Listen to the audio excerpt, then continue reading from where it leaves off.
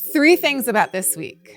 One, it starts us off with a signature that is going to rally our victorious spirit.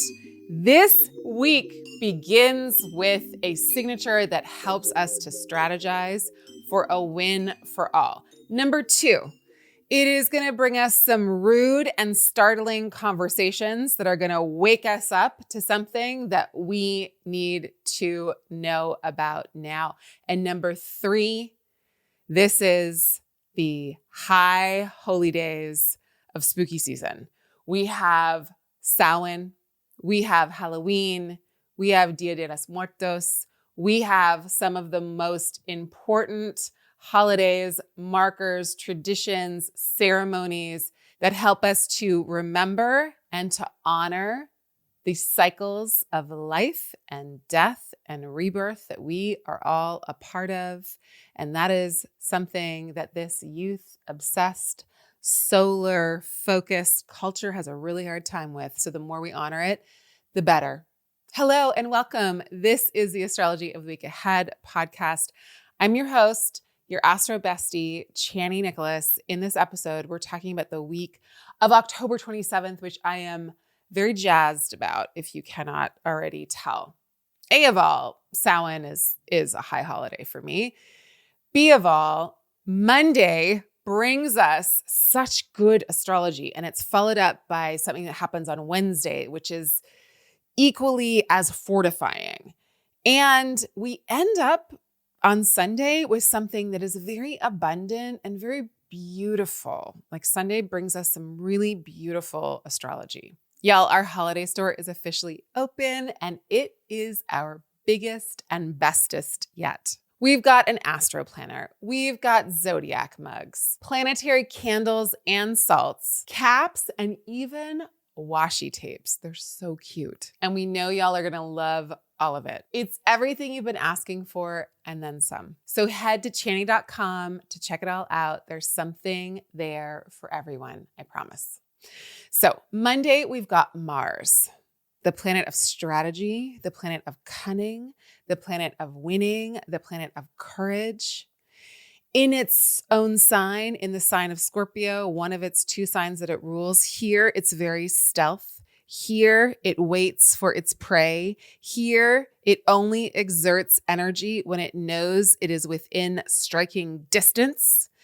So it teaches us how to have patience, how to have strategy, and how to be in the game long term. This is chess, my friends. There is no checkers here.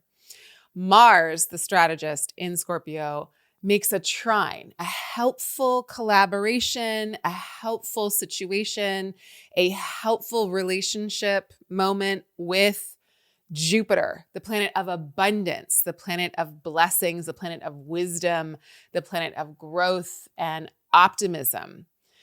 Jupiter is in one of its strongest signs, Cancer. So it is about the abundance of care. It is about fertility. It is about deep hydration and vast nourishment. So when these two come together, like Mars is just, in it to win it, and it's going to go for its target, especially in Scorpio. But Jupiter is quite jolly in Cancer. Jupiter is quite, again, full and overflowing in Cancer. So a win for these two, or a flowing relationship, a trine between these two in these signs, is saying that there's a significant advancement for something that is going to be about hydration, nourishment, care, and facilitating that, or helping us to pick up some steam and do things that are going to be connective. Jupiter in Cancer is one of the most connective omens that there are. And I know it doesn't really feel like that right now, but if we think about what is happening in response to all of the division and all of the attacks and all of the blatant aggression that the many states around the world are inflicting upon its people, its natural and opposite reaction is actually amazing groundswell and an amazing coalition. And I know it's not enough to impede everything and to stop everything in its tracks right now. Actually, I do think it is. Maybe we haven't gotten the strategy yet. Again, enter Mars, and hopefully there we go. But I do think that it's very important to focus and to remember and to keep centered on the groundswell that is happening, on the solidarity that is forming.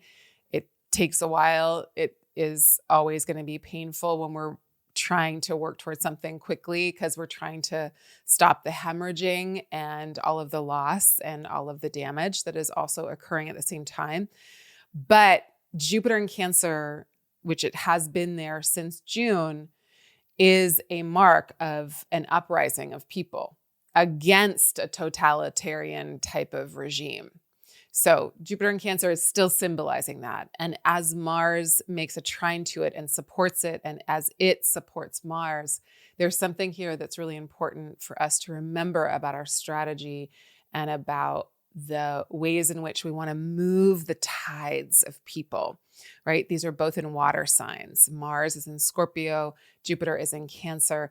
This is about the flow of water, the flow of feeling, the tides of our uprisings, and how we want to keep propelling it forward. Like, where can we go downstream? Where can we move with the flow and just keep moving more of our resources and our attention and our energy along this path? Speaking of flow and movement, on Wednesday, Mercury makes a trine to Neptune. And that is a really dreamy signature. That's a signature of having conversations that feel very idealistic and very imaginative. And it's a really good conversation starter. So I do like that. And on the same day, Mars makes a trine to Saturn.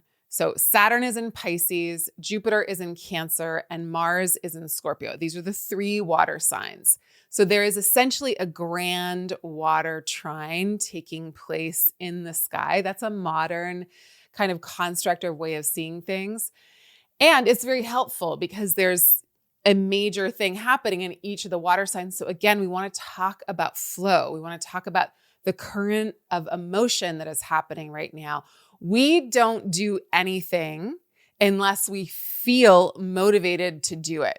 I mean, I have to do things that I don't feel motivated to do, but it's much easier for me to do things that I feel motivated to do. If I feel connected to you, if I feel like you are connecting to me, if I feel connected to the same cause as what you are promoting, I am going to show up. And that's what I really want us to tap into this week. How do we connect to people on a feeling level? How do we not worry about how to be right and how to be the smartest and how to be the, like, we need to understand facts. We need to honor science. We need to do all of that. And how do we connect with other people on a level of feeling and on a level of like, hey, come this way. This is going to be good. The party is over here because we're saving democracy and it's really fun. And how do we, again, funnel that, channel that, move that current of emotional energy in a direction that is upholding what is good for all, that is nourishing, that is hydrating, and that is going to help us to, like, rising tides move all ships kind of vibe. That's what this week is really good at. A Mars trine Saturn is excellent for long-term strategy. It's like, okay, this is the aim, this is the goal, this is the dream, this is the strategy, this is the long-term plan, let's go. And because Jupiter's there supporting it, it's very optimistic and it's very helpful. This is very, very helpful astrology. And then to throw a wrench in the works, on Wednesday, Mercury makes an opposition to Uranus. And this destabilizes things. Now, Mercury has just moved in to Sagittarius. So Mercury makes that trine to Neptune, dreamy, poetic, imaginative conversations, healing conversations, wonderful, wonderful. And then moves into Sag, where things get a little hijacked by long-winded theories and adventures. And also, Mercury makes an opposition to Uranus. And this is where we get a rude conversation. Rude is not bad. You know what I mean? Like, oh, that's so rude because you told me the truth. Like, you called me out. It's that kind of vibe, but it also might be like breaking news, which I don't want. I really, unless it's good breaking news. So there's that kind of feeling of like a disturbance in the force field on Wednesday. And there's going to be a reoccurrence of that on November 4th. So November 4th is a very surprising day. We're hoping for an amazing surprise. It's going to kind of unsettle the status quo. And we're hoping that that is a very positive sign, even if it is a very disruptive one. Anywho, let's stick to this week. On Thursday, the 30th, Mercury then makes a sextile to Pluto. Really good for more comms. It's going to help us to integrate the disturbing, the awakening, the loud conversations that we were having on Wednesday, or the loud like breaking news that was happening on Wednesday. Is going to be digested and composted and integrated on Thursday. And then on Sunday, we have a Venus square Jupiter, which is a really gorgeous signature. I really love it. It's Venus in its own sign, Venus in Libra, square Jupiter in Cancer. Again, Jupiter is in a sign that it does extraordinarily well in. Venus is in a sign that it does extraordinarily well in. And these two are the good doers, the do-gooders, the bringers of lovely things of the zodiac. And when they're both in signs that they do really well in, it's really lovely. It's a square, so it's a little bit of friction. So it's a little bit of like, ooh, we might overdo it at the party, but I'm okay with that. It's a really good signature to rally people, to bring them together, to talk about justice, to talk about balance, to talk about peace, to talk about liberation. You can't have peace without liberation. You can't have peace without justice. Everyone needs to get fed and have their needs met and have equal rights. That kind of vibe. It is really good for that. And also, if you are in celebration, if you are in ritual on this day, if you are honoring your ancestors, if you are doing that kind of ceremony, that kind of work, it's also just really beautiful because it is about connection. It is about relationship. And because Jupiter is in Cancer, there's something here about family and about lineage, about healing the lineage in our family, about honoring the lineages of our family, about all of it, about how we weigh all of that together. And Venus is at the end of Libra here. So I talked about this last week, but the end of Libra is very much about the consensus of all things. It is very much about weighing the totality of all things against each other. So when we're looking at the scales of balance and imbalance, and Venus at the end, of these degrees of Libra are going to be very conscientious and very focused on that. So, it's a good day to make sure that when you're at the party, you're like, hey, do you guys have a voting plan? Are you all going to how are you voting? If that's part of what your city is up to. Who knows where you are, but certainly if you're in New York, we will be talking about that at the party, at the ritual, before, after, during, Monday, Tuesday of next week. I'll see you there. I will be on the streets, absolutely, most likely, asking people if they know where their polling station is. So it is a really good time to think about how we get involved as a way to honor the dead, as a way to honor the lineages we're from, as a way to honor those who came before us that got us everything that we enjoy now. It's not just by accident. People lived these principles and died by them. And that should never, ever, ever, ever, ever be taken for granted. And this is a time where we can really do some of that work spiritually, politically, practically, in all ways. This week's question is about how someone can find the right career for them using astrology. This is the thing about astrology and your chart. We can answer any question that you have about any single area of your life using your chart. And this is how you do it. You look at the area of your chart that is concerned with that area of your life. Every area of your life falls into a different house in your chart. So if you want to look at career, I want to look at your 10th house and I want to look at your midheaven. I want to understand, is there any planets around your midheaven? Are there any planets in your 10th house? What sign is your midheaven in?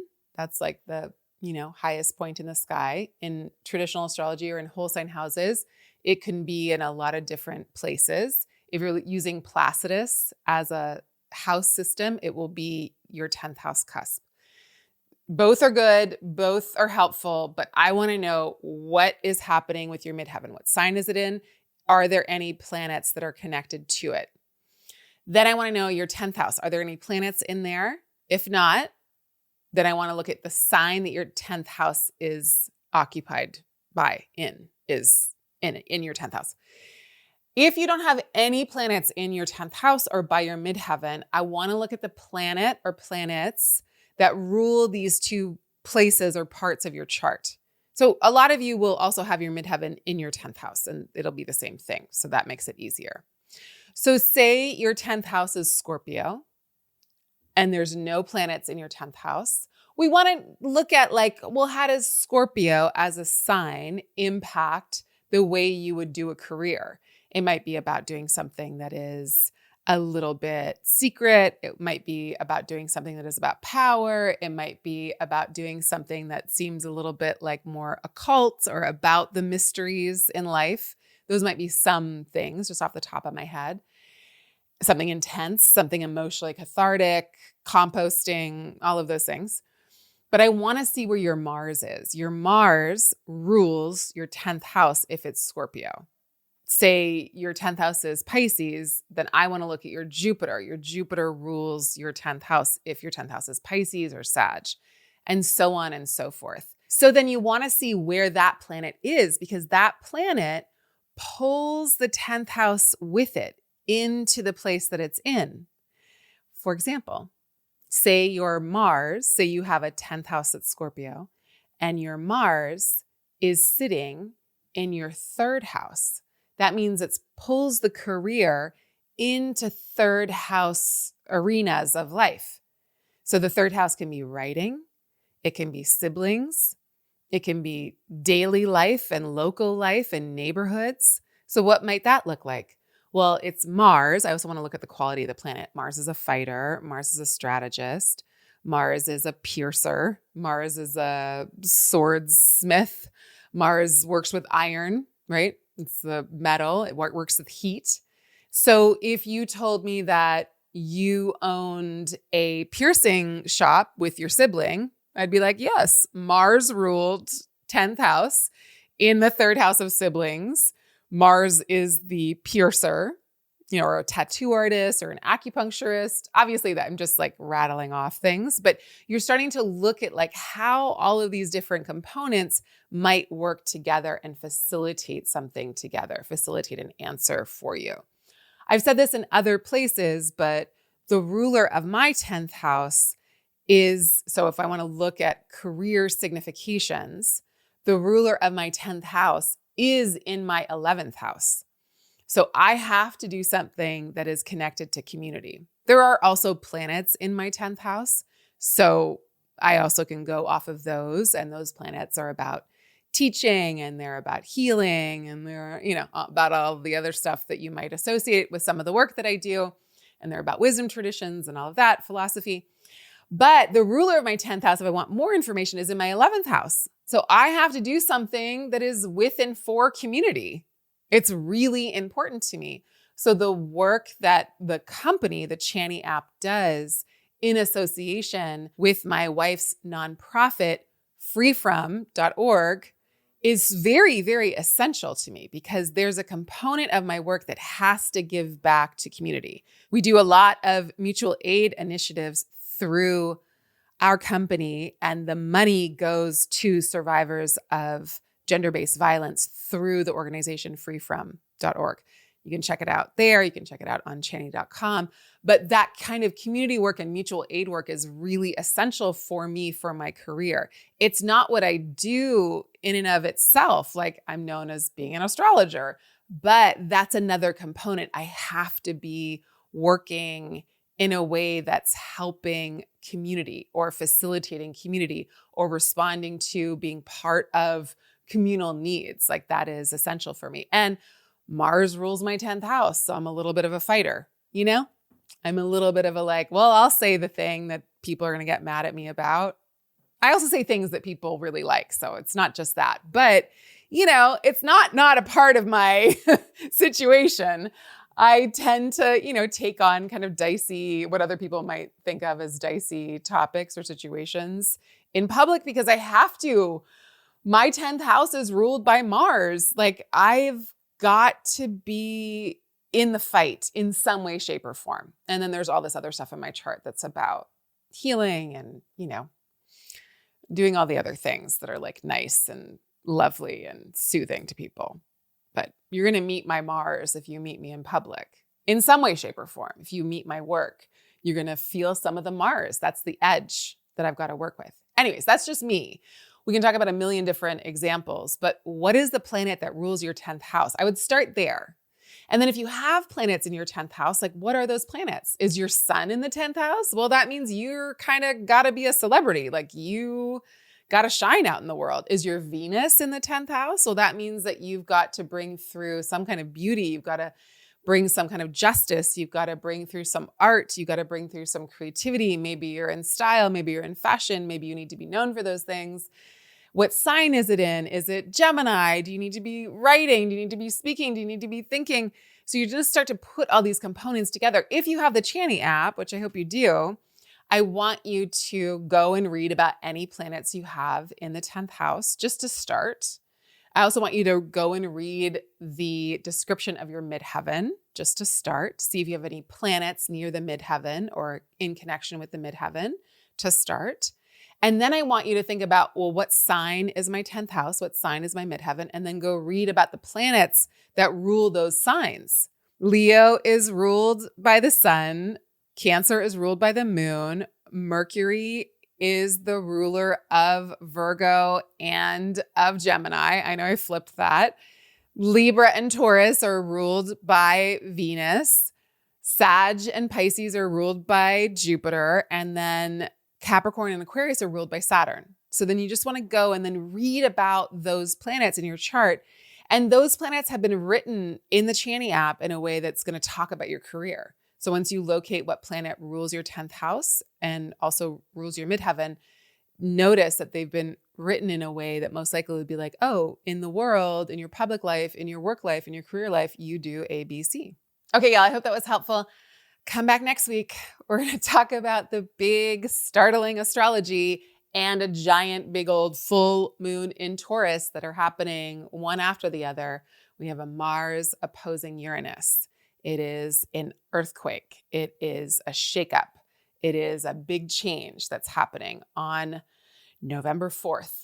And then that full moon in Taurus is on November 5th. So it feels like Tuesday, Wednesday of next week are big days. Feels like there's some kind of big thing happening. So we'll see how it goes. And we will work as hard as we need to make sure that justice has a chance in every single area of our life, always, from now until forever. I'm sending you so much love, so many blessings. I hope you have the most gorgeous weekend, however you celebrate, whatever you celebrate. I hope it is fulfilling. I hope it is phenomenal. I hope it is honoring of whatever is important in your life. Bye for now.